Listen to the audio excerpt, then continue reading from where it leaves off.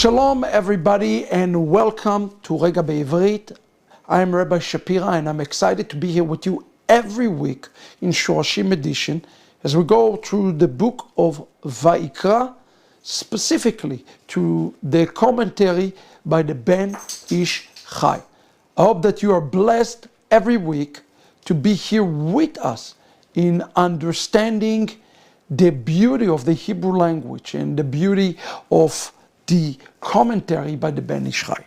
This week, we're reading a very interesting passage with a very interesting commentary by the Ben Ish Chai. We touched about this few weeks ago, but today I would like to expound on this.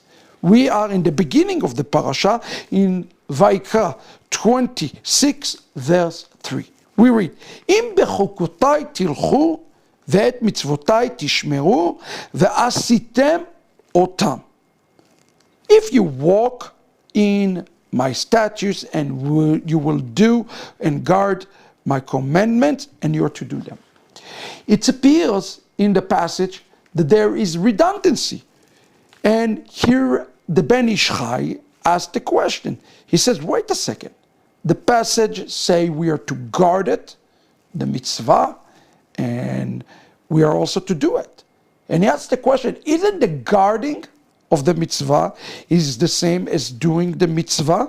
Because guarding is something that you do for sustainability.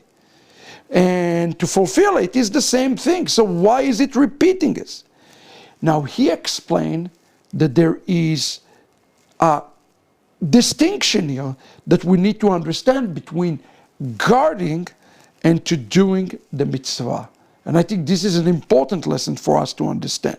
He says this, guarding the mitzvah, guarding it is not for the sake of the physical things, for the things that are appearing on the surface, for physicality, but rather they are serving another purpose.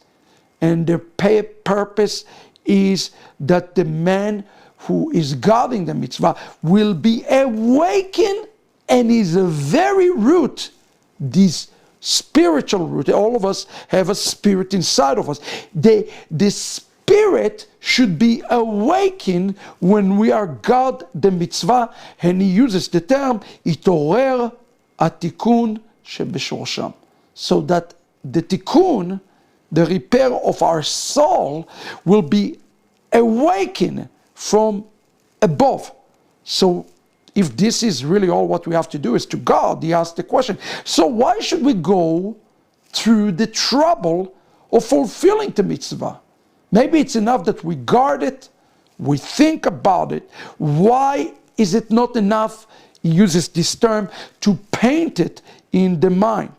He says, why is it not enough to take the lulav and shake it, but not to do blessings, or to take the shofar and blessing and do those things through our thought process? Why do we have to physically do those things? And this is an important concept for us. Maybe it's enough just to think about the mitzvot. And he says this, if the mitzvot are done by the man, by a person, okay, and he's thinking only about the mitzvah that he's about to fulfill in his own mind, in what's called machshava, in the mind, if one picture fulfilling the mitzvah, but actually is not doing this, what's going to happen is he's going to forget about the mitzvah because he has not actually physically done it. But the real issue is, it says, it will be forgotten from his heart. In essence, if one rely only on his mind to fulfill a mitzvah, more than likely, sooner or later, according to Ben Ish Chai, it will be forgotten from his heart, which what God is truly after in doing this.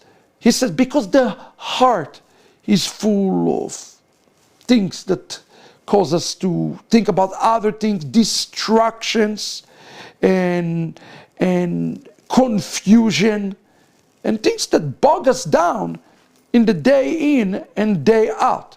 So if somehow the man is stuck in his mind and he doesn't let the mitzvah go down to the lev, you see, what's going to happen is that ultimately this man will forget the mitzvah altogether. It's a matter of time. However, when a man fulfills a mitzvah in the open, it is not going to be only on his mind. It is going to go down to his heart, and he will not forget how to fulfill it, the mitzvah. And furthermore, the Ben Ish Chai said, how wonderful it is. He says that the real essence is that your neighbor will see you fulfill the mitzvah. And as he sees you fulfill the mitzvah, he will be provoked to jealousy so that he might want to fulfill the mitzvah. Similar to words of another great rabbi. His name is Yeshua of Nazareth, who has said, let your light shine before men, that they may see your good deeds and praise your heavenly Father in heaven. If you fulfill a mitzvah and it doesn't cause somebody else to be provoked, the mitzvah does not count as much. So as you do and fulfill the mitzvot, make sure somebody getting provoked to jealousy. God bless you, everybody, and we'll see you next week for Regah Bivrit.